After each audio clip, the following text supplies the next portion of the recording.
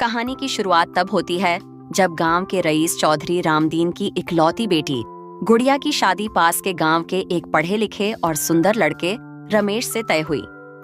शादी की तैयारियां धूमधाम से हो रही थीं। पूरे गांव को न्योता दिया गया था और चौधरी साहब ने कोई कसर नहीं छोड़ी थी। गुड़िया भी बेहद खुश थी। आखिरकार उसका सपना साकार होने वाला था। रमेश से उसकी मुलाकात बचपन में हुई थी और तभी से दोनों के बीच एक खास रिश्ता पनपने लगा था। दोनों एक दूसरे को मन ही मन पसंद करते थे और अब उनका यह रिश्ता शादी के बंधन में बंधने जा रहा था। शादी के दिन बारात धूमधाम से चौधरी साहब के घर आई। रमेश घोड़े पर सवार था और बैंड बाजे की धुन पर झूमते हुए बाराती गांव में प्रवेश कर रहे थे। पूरा माहौल खुशी और उत्साह से भरा हुआ था, लेकिन किस्मत को कुछ और ही मंजूर था।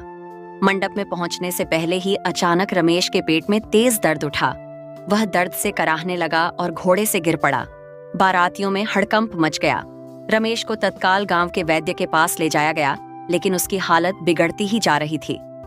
वैद्य ने तुरंत कहा कि उसे किसी गंभीर बीमारी ने घेर लिया है और आज उसका मंडप में बैठना असंभव है।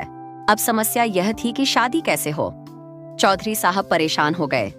गांव की इस अजीब परंपरा के चलते अगर शादी के दिन दूल्हा मंडप में न बैठे तो दुल्हन का विवाह केले के पेड़ से करवाना होता था। इस तरह केले के पेड़ से विवाह करके गुड़िया सुहागिन बनी रहती और बाद में जब रमेश ठीक हो जाता तो उससे विधिवत विवाह कर लिया जाता। यह सुनते ही घर में चर्चा शुरू हो गई। कुछ लोग इस परंपरा के समर्थन में थे, जबकि कुछ इसका विरोध कर रहे थे। परंतु गांव की पुरानी परंपरा को मानते हुए यह तय हुआ कि विवाह केले के पेड़ से ही करवाया जाएगा। गुड़िया के दिल में तूफान उठ रहा था। उसका सपना टूटता हुआ नजर आ रहा था।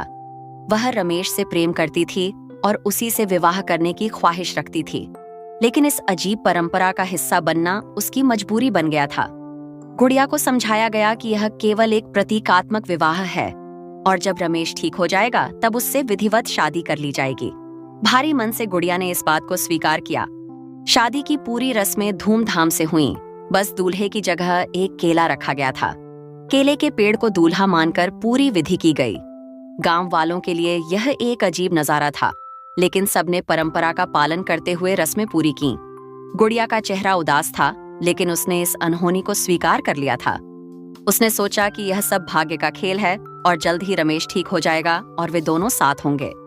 अगले कुछ दिनों तक रमेश की हालत में कोई सुधार नहीं हुआ। गुड़िया का दिल बेचैन था, लेकिन उसने उम्मीद नहीं छोड़ी। उसने गांव के मंदिर में जाकर देवी से रमेश के स्वास्थ्य के लिए प्रार्थना की।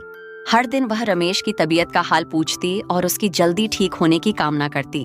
कुछ हफ्तों बाद जब गुड़िया पूरी तरह से अपने नए जीवन में रम गई थी और केले के पेड़ के साथ अपने विवाह को स्वीकार कर लिया था, तभी अचानक रमेश के स्वास्थ्य में चमत्कारी सुधार हुआ। वैद्य भी हैरान था कि इतनी गंभीर बीमारी से रमेश इतनी जल्दी कैसे ठीक हो गया। सबको यह देवी का आशीर्वाद लगा। रमेश पूरी तरह स्वस्थ होकर वापस आया और अब वह शादी के लिए तैयार था। इस बार बिना किसी अनहोनी के रमेश और गुड़िया का विधिवत विवाह धूमधाम से संपन्न हुआ। रमेश ने गुड़िया से माफी मांगी कि उसकी वजह से उसे इतने दुख झेलने पड़े, लेकिन गुड़िया ने मुस्कुराते हुए कहा, यह तो भाग्य का खेल था। केले का पति होना भी एक अलग अनुभव था। दोनों हंस पड़े और इस घटना को भूलकर अपने नए जीवन की शुरुआत की। गुड़िया और रमेश ने मिलकर अपने जीवन को बहुत खुशहाल बना लिया। इस अनोखी घटना के बावजूद उनका प्यार और भी गहरा हो गया था।